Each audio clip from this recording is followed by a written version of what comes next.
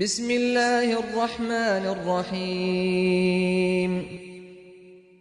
تبارك الذي بيده الملك وهو على كل شيء قدير الذي خلق الموت والحياة ليبلوكم أيكم أحسن عملا وهو العزيز الغفور الذي خلق 7 سماوات طباقا ما ترى في خلق الرحمن من تفاوت فارجع البصر هل ترى من فطور ثم ارجع البصر كرتين ينقلب إليك البصر خاسئا وهو حسير ولقد زينا السماء الدنيا بمصابيح وجعلناها رجوما للشياطين وأعتدنا لهم عذاب السعير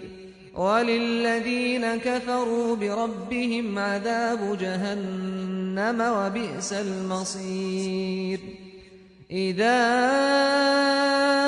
ألقوا فيها سمعوا لها شهيقا وهي تفور تكاد تميز من الغيظ كلما ألقي فيها فوج سألهم خزنتها ألم يأتكم نذير قالوا بلى قد جاءنا نذير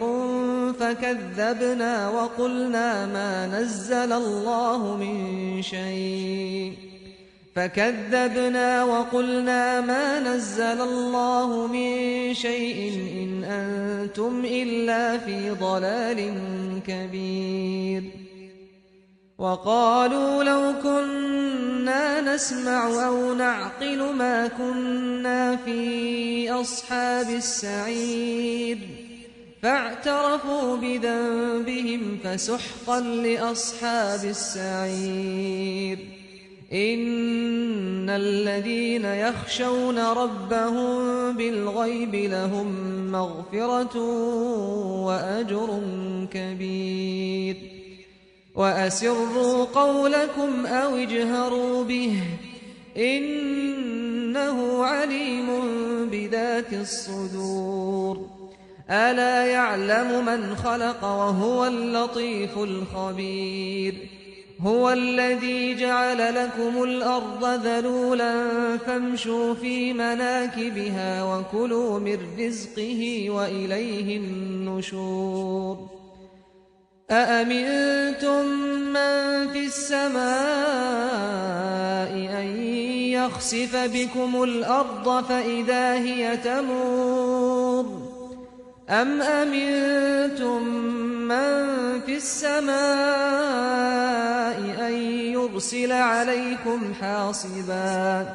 فستعلمون كيف نذير ولقد كذب الذين من قبلهم فكيف كان نكير أولم يروا إلى الطير فوقهم صافات ويقبضن ما يمسكهن إلا الرحمن إنه بكل شيء بصير أمن هذا الذي هو جند لكم ينصركم من دون الرحمن إن الكافرون إلا في غرور أمن هذا الذي يرزقكم إن أمسك رزقه بل لجوا في عتو ونفور أفمن يمشي مكبا على وجهه أهدى أمن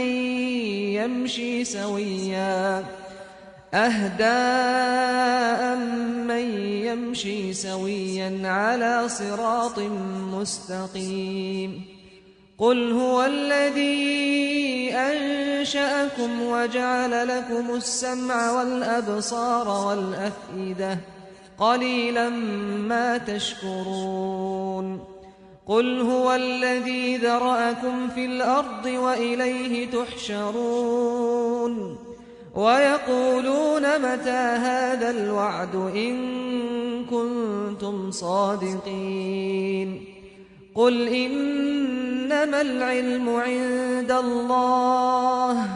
وإنما أنا نذير مبين فلما رأوه زلفة سيئت وجوه الذين كفروا وقيل هذا الذي كنتم به تدعون قل أرأيتم إن أهلكني الله ومن معي أو رحمنا فمن يجير الكافرين من عذاب أليم قل هو الرحمن آمنا به وعليه توكلنا فستعلمون من هو في ضلال مبين قل أرأيتم إن أصبح ماؤكم غورا فمن يأتيكم بماء